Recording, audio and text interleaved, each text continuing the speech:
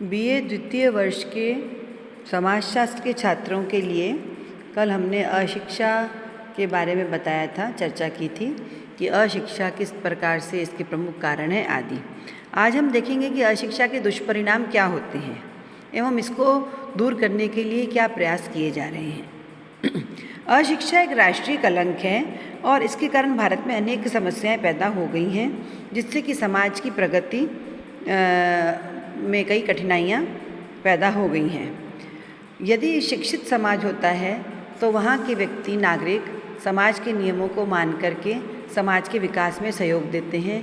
शिक्षा के प्रचार प्रसार की भारत में बहुत ही आवश्यकता है, क्योंकि अशिक्षित जनता और ऊपर से इतना बड़ा लोकतंत्र, तो व्यक्ति का शिक्षित होना बहुत ज़रूरी है। महात्मा गांधी ने कहा था कि भारत से अशिक्षा तभी उसी दिन हटी हुई समझी जाएगी जब बैलेट पेपर से चुनाव के चिन्ह समाप्त कर दिए जाएंगे और संपूर्ण सभी नागरिक चुनाव चिन्ह में नाम को देख करके वोटिंग करेंगे, तभी हम अशिक्षा को दूर कर सकते हैं। अशिक्षा के बहुत ही घातक परिणाम निकलते हैं, क्योंकि जब व्यक्ति शिक्षित नहीं होता तो उसका सामाजिक, पारिवारिक, व्यक्तिगत जीवन बहुत ही दूभर हो जाता है। पहला है, व्यक्तित्व के विकास में बहुत बाधा पहुंचती है। दूसरा है, आर्थिक विकास में बाधा पहुंचती है, क्योंकि उसको ज्ञान नहीं प्राप्त हो पाता। अशिक्षित व्यक्ति शिक्षित व्यक्ति को प्राप्त होने वाली नौकरियों से वंचित रह जाता है। उसे जो समाज में जो नीतियाँ बनती हैं, उसे जो लाभ प्राप्त होता है, उससे भी वह वंचित रह जाता है। उसकी सोचने समझने की क्षमता सीमित हो जाती है। अंतर्राष्ट्रीय संबंधों में बाधा पहुंचती है। आज का युग औद्योगिक युग है। आज कच्चा माल खरीदना, बेचना, लाना और उसकी अन्य देशों के साथ संबंध बनाना, उन सब के लिए शिक्षित होना बहुत ज़रूरी है। केवल शिक्षा ही नहीं, बल्कि अब तो तकनीकी ज्ञान या इतना एडवांसमेंट हो गया है तकनीकी का, कि उस तकनीकी को जानने के लिए भी उसे माहिर होना बहुत आवश्यक है। चौथा है अंधविश्वास। अंधविश्वासों, रूढ़ियों को अशिक्षा बहुत जन्म देती है।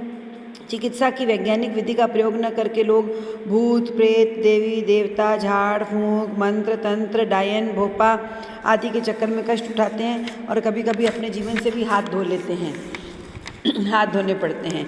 इस प्रकार की स्थितियों से सेठ, साहूकार, पंडे, पुजारी उनकी अशिक्षा से उनके भोलेपन का फ़ायदा उठाते हैं और वे उनका शोषण भी करते हैं। फिर सामाजिक विघटन और सामाजिक समस्याओं का जन्म होता है। अशिक्षा के प्रमुख दुष्परिणामों में पर्दा प्रथा, जाति प्रथा, बाल विवाह, विधवा विवाह निषेध, ऋणग्रस्तता, सांप्रदायिकता, भाषावाद, प्रांतवाद, प्रजातिवाद, धार्मिक कट्टरता, अपराध, बाल अपराध, वेश्यावृत्ति, यौन अपराध, बलात्कार, ये सभी अशिक्षा इनके लिए बहुत उत्तरदायी है। जब व्यक्ति शिक्षा के माध्यम से स्वयं को समझदार बनाता है, विवेकशील बनाता है, तभी इन समस्याओं पर से हम समस्याओं को दूर कर पाते हैं। अशिक्षा ने देश में विभिन्न प्रकार के भेदभावों को प्रोत्साहित किया है। जाति, समुदाय, धर्म के आधार पर कई संघर्षों को पैदा किया है। अशिक्षा व्यक्ति के जीवन में आने वाली समस्याओं के समाधान में बाधक होती है। व्यक्ति अपना भला बुरा नहीं सोच सकता, निर्णय लेने की उसकी क्षमता कमज़ोर हो जाती है, कॉन्फिडेंस नहीं रहता। अशिक्षा व्यक्ति की राष्ट्र और व्यक्ति की प्रगति में बहुत बाधक होती है, क्योंकि वैज्ञानिक आविष्कार करने में असमर्थ होते हैं और उनके अभाव में देश प्रगति नहीं कर पाता। अशिक्षा सभ्यता और संस्कृति के निर्माण और विकास में भी बहुत बाधक है। प्रजातंत्र में बाधक है। हमारे देश में आज़ादी के बाद प्रजातंत्रीय शासन प्रणाली को स्वीकार किया गया, लेकिन अशिक्षा के साम्राज्य ने राजनीति का बुरा हाल कर दिया है और राजनीति में भी जाति, धर्म आदि प्रधान हो चुके हैं। इसलिए कुछ गिने चुने लोग ही सत्ता में आते हैं और जिनसे जनता प्रजातंत्र का लाभ नहीं ले पाती है। इसके लिए भी शिक्षित होना बहुत ज़रूरी है, क्योंकि व्यक्ति को स्वयं जाति धर्म से उठ कर के मतदान करना चाहिए और अपने देश की और अपने स्वयं की प्रगति में सहायता करनी चाहिए। अशिक्षा को दूर करने की क्या आवश्यकता है? अशिक्षा को दूर करने के लिए आवश्यक है कि लोग शिक्षित हों, ताकि उचित अनुचित को समझ सकें, वे कार्य न करें जो समाज में विघटन या समस्याएं पैदा करते हैं। शिक्षित व्यक्ति सामाजिक बुराइयों को जड़ से उखाड़ फेंकने में भी योगदान देते हैं।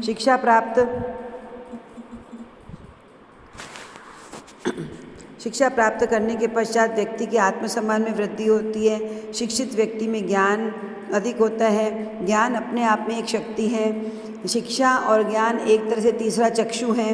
गरीबी, बेकारी, आर्थिक समस्याओं से मुक्ति पाने के लिए अशिक्षा को दूर करना बहुत ज़रूरी है।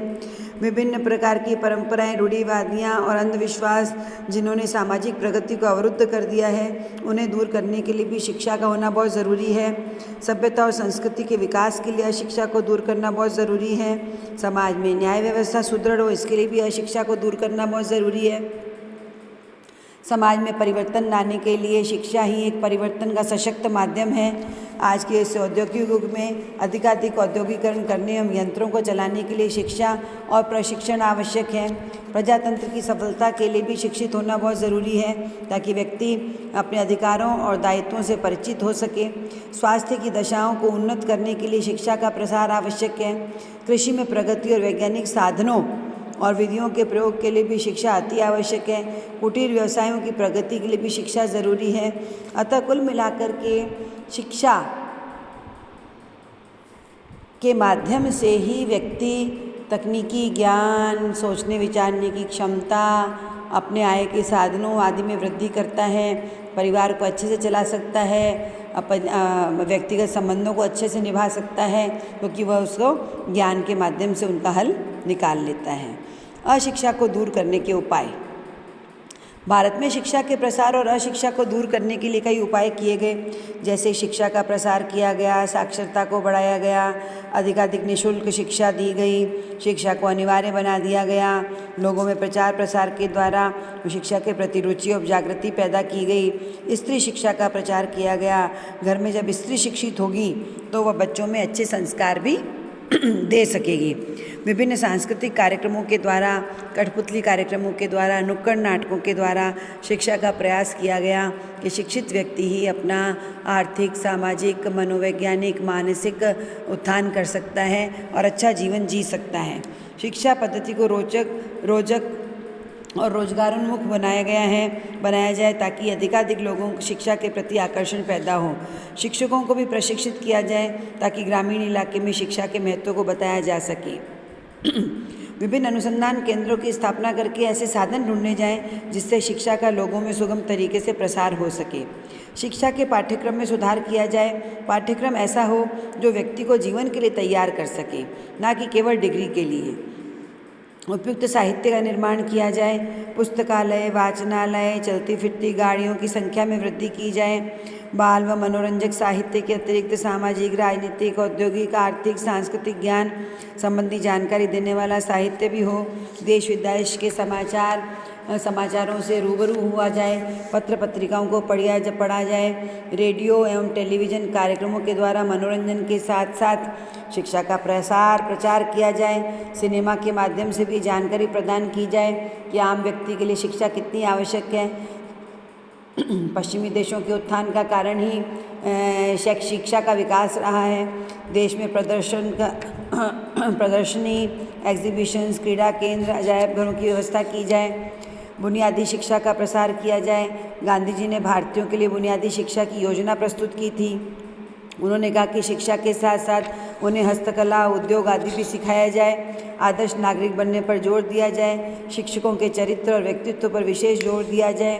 प्रौढ़ शिक्षा को प्रोत्साहित किया जाए, अर्थात जिन्होंने प्रारंभ में शिक्षा प्राप्त नहीं की है और उनकी आयु अधिक हो गई है तो सरकार द्वारा सतत प्रौढ़ शिक्षा के कार्यक्रम चलाए जा रहे हैं। व्यक्ति को शिक्षित किया जा रहा है। उन्हें शिक्षा देनी होगी तभी वे साक्षरता के माध्यम से स्वास्थ्य, सफाई के नियमों का ज्ञान, आर्थिक स्थिति में सुधारित प्रशिक्षण, अधिकारों और कर्तव्यों का ज्ञान, स्वस्थ मनोरंजन, बदली परिस्थितियों से सामंजस्य स्थापित करना, व्यक्तित्व का विकास आदि पक्षों को सम्मिलित किया जाए ताकि प्रौढ़ शिक्षा भी विकसित हो। अशिक्षा या निरक्षरता को दूर करने के लिए भारत में जो प्रयास किए गए उन्हें हम अगली कड़ी में प्रस्तुत करेंगे।